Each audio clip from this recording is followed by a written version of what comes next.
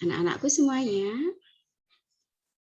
sebelum kita mulai pembelajaran, marilah kita berdoa lebih dahulu menurut keyakinan kita masing-masing agar di dalam pembelajaran nanti bisa berjalan dengan baik dan juga bermanfaat untuk kita semuanya.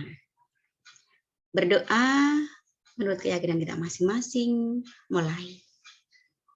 Bismillah.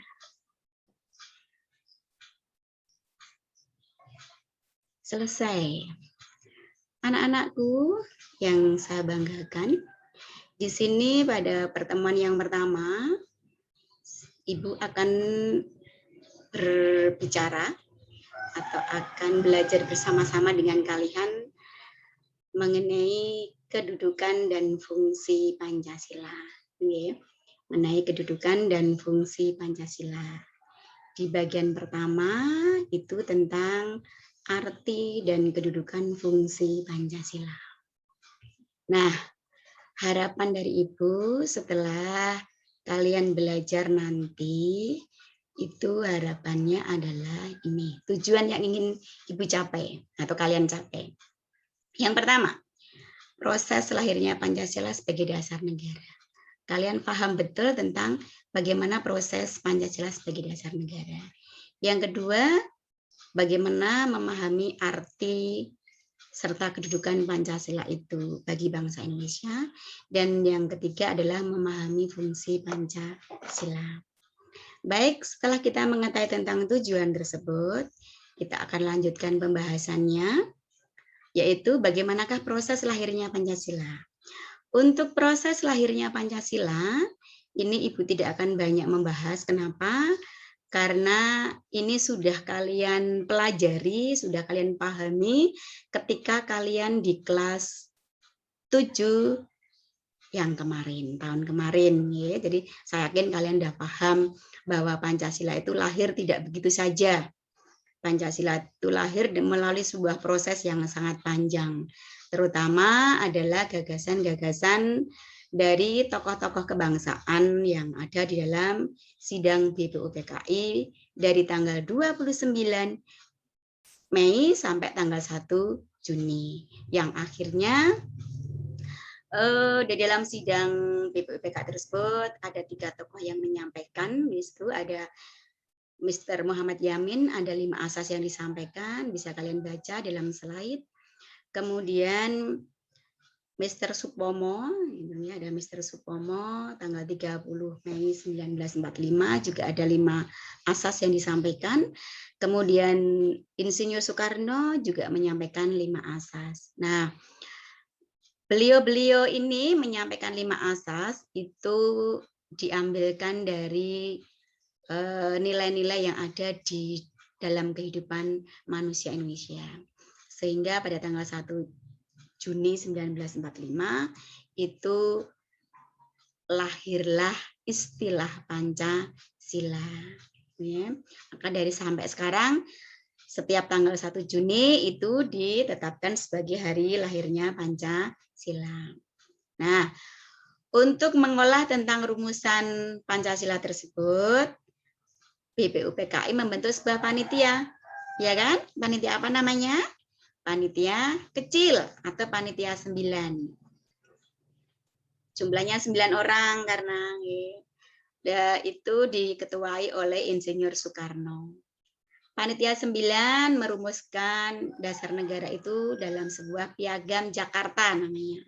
Pada tanggal 22 Juni 1945.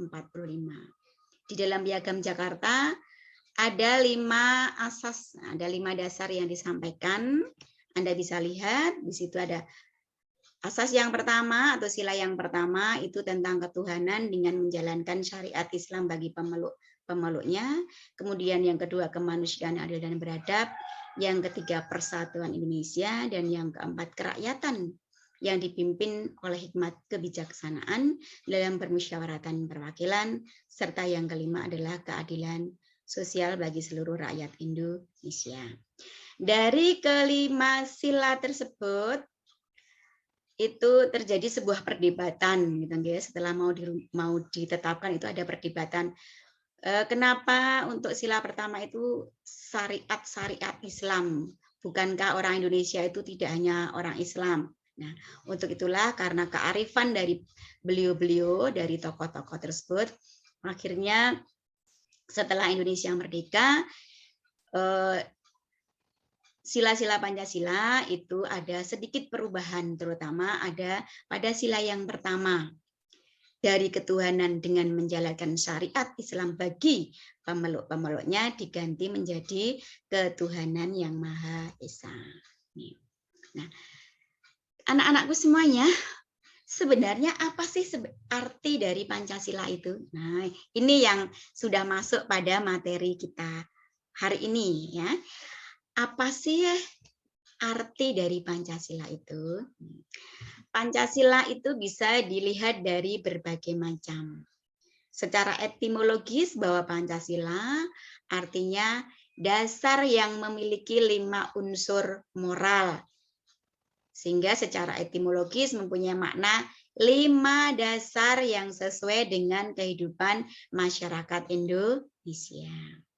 Secara historis, Pancasila itu bahwa rumusan Pancasila yang ditawarkan oleh para pendiri negara dalam sidang BPUPKI yang pertama diterima secara bulat dan diproklamirkan pada tanggal 18 Agustus 45 oleh PPKI. Secara terminologis bahwa Pancasila dikukuhkan oleh PPKI pada tanggal 18 Agustus 45 bersamaan dengan penetapan Undang-Undang Dasar Negara Republik Indonesia tahun 1945. Sehingga Pancasila itu merupakan dasar negara sebagai identitas dan landasan negara yang tidak dimiliki oleh negara lain. Nah, pada hakikatnya Pancasila itu merupakan suatu dasar negara dari segala hukum di negara Indonesia dan gambaran struktural yang mewakili adat budaya bangsa Indonesia sehingga Pancasila dapat diartikan sebagai sukma bagi bangsa Indonesia.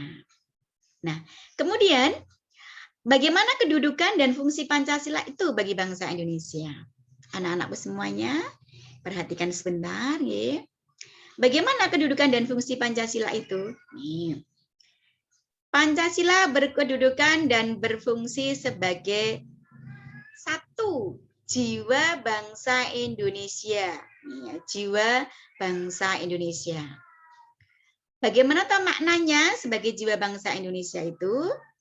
Nilai-nilai Pancasila diambil dan digali dari adat istiadat dalam kehidupan manusia Indonesia sendiri, tidak diambil dari negara lain.